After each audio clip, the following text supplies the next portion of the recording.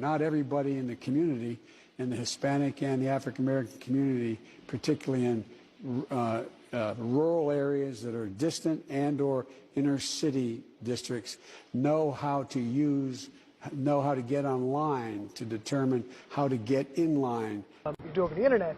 Does that also make it difficult for black people in particular? Yeah, you have to have access to the internet. You have to be able to pay an internet service provider for certain fees. Do you think that's harder for black people to go online? Well, I feel like they don't have the knowledge of how it works. And I also heard a lot that black people, especially poor black people, have no access to the internet, can't figure out how to use the internet. That's just stupidity, honestly. Everybody has access to the internet. Even a little kid can figure out how to work the internet. I had access to the internet for years. It doesn't matter whether or not they're the victims of society. The end result is they're about to knock my mother on the head with a lead pipe, shoot my sister, beat up my wife, take on my sons. To take them out of society, away from my mother, your husband, our families. Lock the SOBs up. Y'all, Joe Biden just used some interesting language that no Republican politician would ever get away with using. Watch. You know, I've adopted the attitude of the great Negro at the time pitcher in the Negro Leagues, went on to become a great pitcher in the pros, into the Major League Baseball after Jackie Robinson. His name was Satchel Paige. Can you guys imagine how the media would have freaked out if Donald Trump had referred to somebody as the great Negro of the time? Come back up again. They look at it. So I learned about roaches. I learned about kids jumping on my lap. And I've loved kids jumping on my lap. And there's my daughter, Ashley. Come on up here, Ash. He looked at me and he said, one hunky's just as bad as any other. I'll take whoever you send me. And then let me end by saying, I was a pretty darn good lifeguard. That's progress. Hey, all the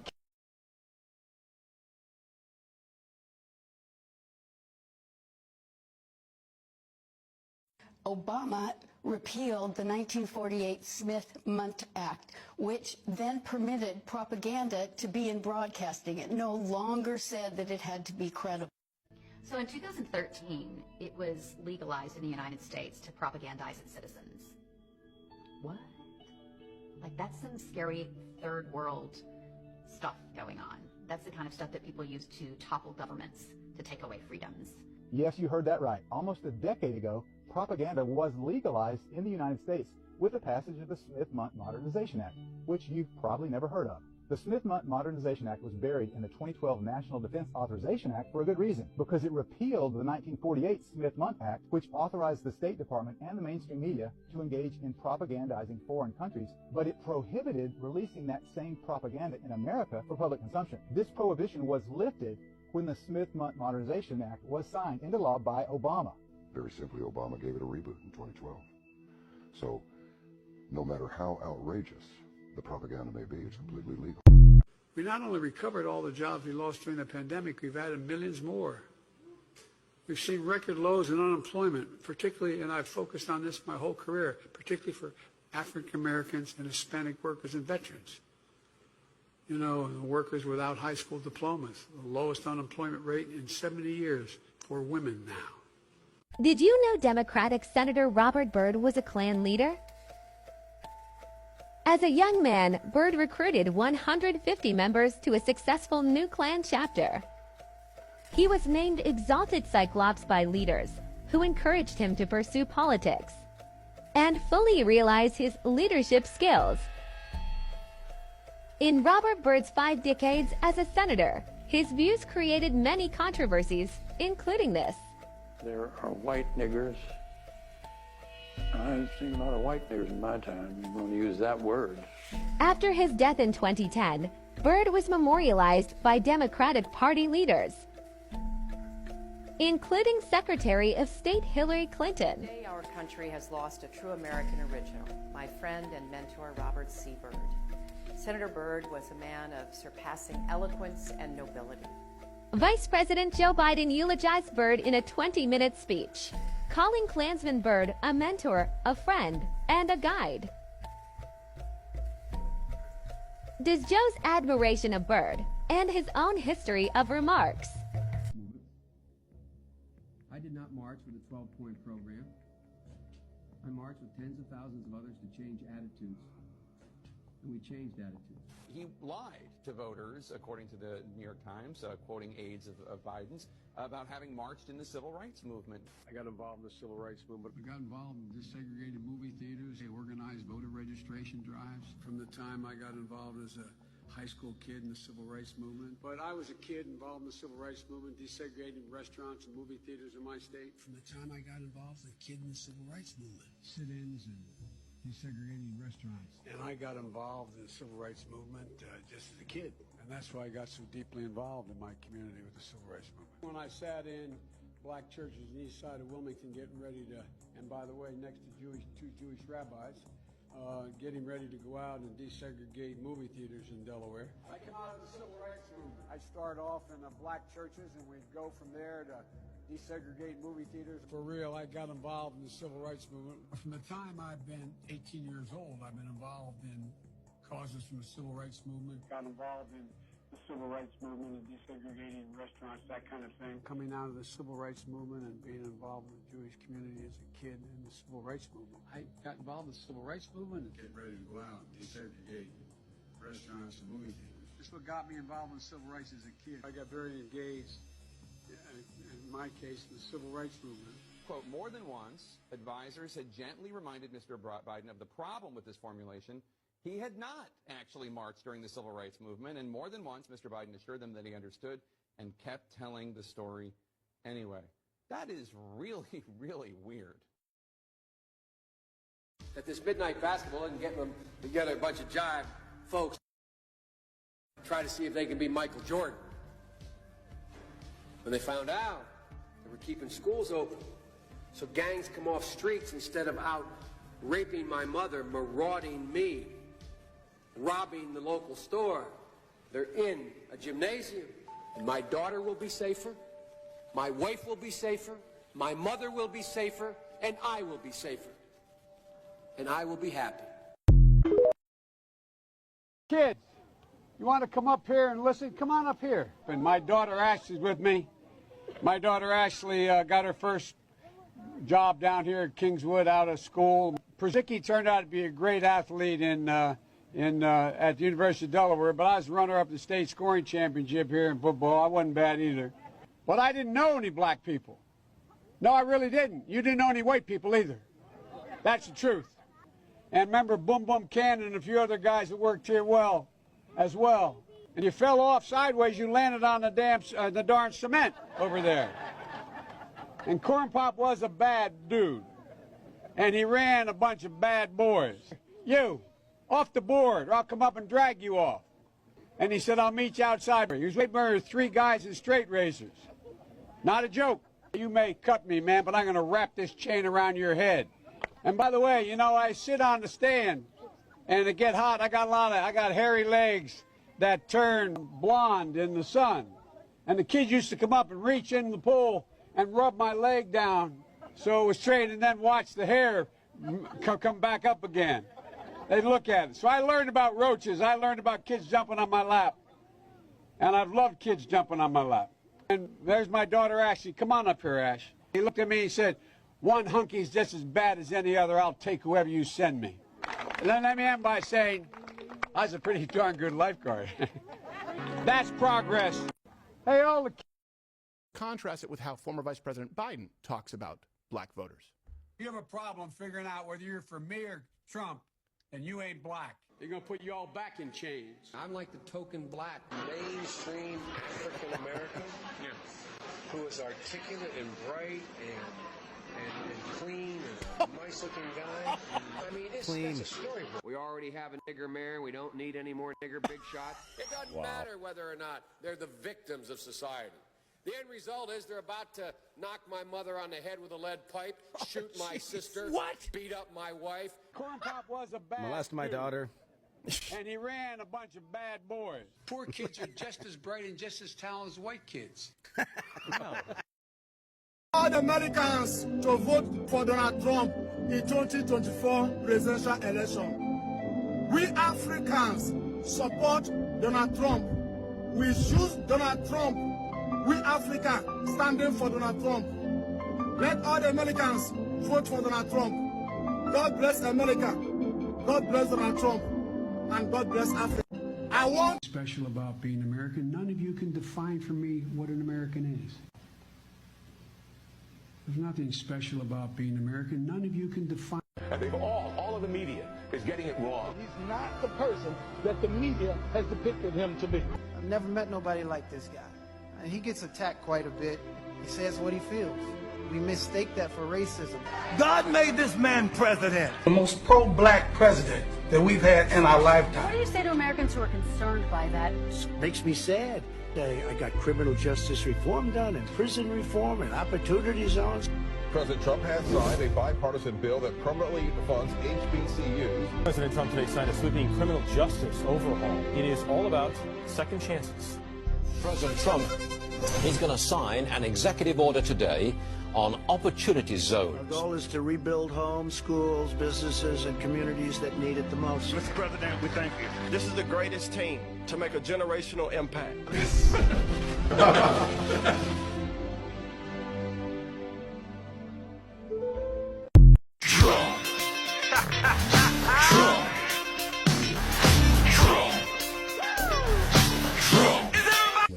And thank you, Jesse, and congratulations.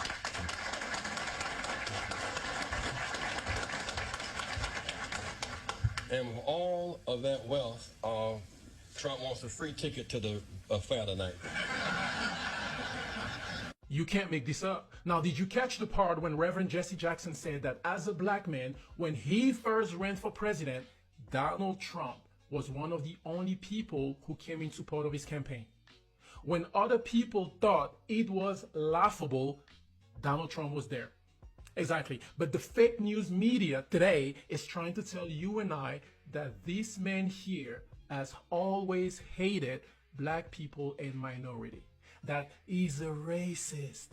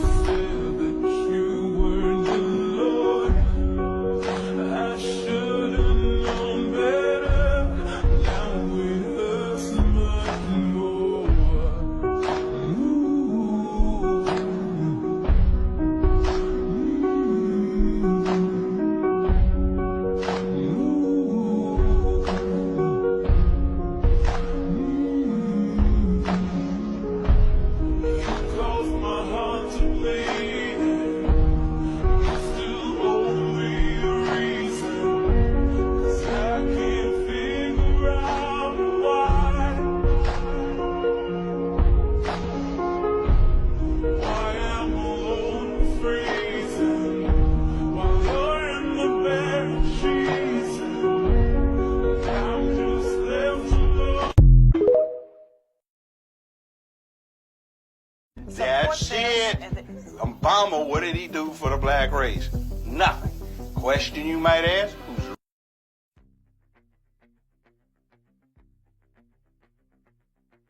I have never, ever got myself involved in the politics of another country. But I tell you this much. If Biden and his people continue to prosecute Donald Trump, then I tell you this much. We will invade America. We will invade America. Enough is enough. Thank you. This is getting very, very close. What I don't want to have happen, I don't want Trump to get in a position where he thinks he's about to buy onto a policy where the financial system is going to collapse and he's going to be looked to pour more money into Ukraine. That's how he'll think about it before he gets sophisticated enough to know the detail. In other words, Biden does not want Ukraine asking for more money from Trump. Doing so would cause Trump to look into the details. So anything you can do to push the Privat Bank to closure so that the IMF loan comes forward, I would respectfully suggest is critically important to your economic as well as physical security. Deputy Director Abate, is it true that the FBI has a report making those allegations? I'm not going to comment on that, Senator. And why is that? I'm just not going to comment on information we received, investigations. Do you owe an obligation to the American people to be candid about evidence of corruption by the President of the United States? This is an area that I'm not going to get into with you, Senator. Well, I understand you don't want to, and that's why people are mad at the FBI, because you're stonewalling and covering up serious allegations of evidence of corruption from the president. Yesterday, Senator Chuck Grassley stood on the Senate floor and alleged that there are 17 recordings of this informant from Burisma, Ukrainian natural gas company. 15 of them are recordings, voice recordings of him talking to Hunter Biden. 2 of them are voice recordings of him talking to Joe Biden. Deputy Director Abate, does the FBI have 17 voice recordings laying out evidence of a bribery scheme? Senator, I would add also that we've worked with the House Oversight Committee. Yeah, this is the Senate. We're the other side of the Capitol. This is the Senate. Do you have those 17 recordings? I'm not going to comment on any investigative matters, Senator. See, that's the problem. The FBI, and I've had this conversation with Chris Wray too, this is why you are damaging the institution. The American people have a right to know whether there is serious, credible evidence that the President of the United States took a $5 million bribe. And by the way, if it's false, Chairman Durbin just rolled his eyes. If Chairman Durbin were interested in the rule of law, we would have a hearing on these allegations. But of course, the Democrats don't want a hearing on these allegations. And to be clear, if the allegations are false, you know who could disprove them? Joe Biden. He could call for this to be released publicly. But the FBI is stonewalling. Biden. First of all, why did you redact that part of the information? Your assertion, or anyone who makes the assertion that the FBI is politicized, I reject it. And it is not true. You said in your response to Senator Cruz that you and the FBI do your job to the best of your ability. So why don't you tell me what your job is? Is it to defend and shield Joe Biden, or is your job to protect this country and the Constitution of the United States? Which is it? The job of the FBI is to protect the country, keep people safe, and uphold the Constitution of our great country. So period. That's what we work to do every day. Objectively, there are not 2 standards of justice. There is only one. It's applied equally to each and every person. Perception, there are 2 standards, very clear standards of justice in this country. We see it every single day. The American people see this every single day. They look at you and they see a politicized entity that is weaponizing an agency of the federal government against the American people. That is not the FBI that I see, Senator. That is not the FBI you see. There are a lot of good people that work for the FBI, but you have a political cabal there. So why did you decide to conceal the information in that revelation to the House Oversight Committee? Why did you redact all of that pertaining to the phone calls? We have exceptional people within the You're not FBI, answering the question. Best. Why did you redact that information? And they work relentlessly every day to keep this country safe and to protect people. that the Period. calls were there, and Senator Grassley found it out anyway. Is that accurate? With regard to the You chose to redact it, yes or no? we often redact documents to protect So you sources chose and to methods. redact the fact that there are 17 voice recordings, 2 of those with the now president. You chose to redact that and not to give that to House oversight. I will tell you with respect to the You have document, no- the document was redacted to protect the source, as everyone knows. Well, then and this is let- a question of life My and death, time has potentially. expired. I think it would be helpful if when you came before us, if you were willing to answer the questions, it would help to remove the perception that the American people have, because this is what they see. They see you do it every day, and that is politicizing the FBI and using it against the American people who don't happen to be named Biden, Clinton, or one of the elite. Really troubling aspect of your findings. From the report, I gathered that key FBI leaders, all the way at the top, were predisposed to go after candidate Trump. This bias likely affected the conduct of FBI personnel in this investigation. Is that true? Yes. Can you describe that for a moment? How did confirmation bias play into this? Confirmation bias, as was alluded to, has to do with our human tendency to accept things that we already think are true and to reject anything else. In this instance, there are any number of significant red flags that were raised that were simply ignored. If there's evidence that was inconsistent with the narrative, they didn't pay attention to it. They didn't explore it. They didn't take the logical investigative steps that should have been taken. Let's see how real this bias was. FBI Deputy Assistant Director Peter Strzok drafted and approved the Crossfire Hurricane opening communication. Is that correct? That's correct. And in your investigation, your office discovered text messages between Strzok and Lisa Page, who was the special assistant to the FBI Director McCabe, expressing strong bias against candidate Trump. That's true.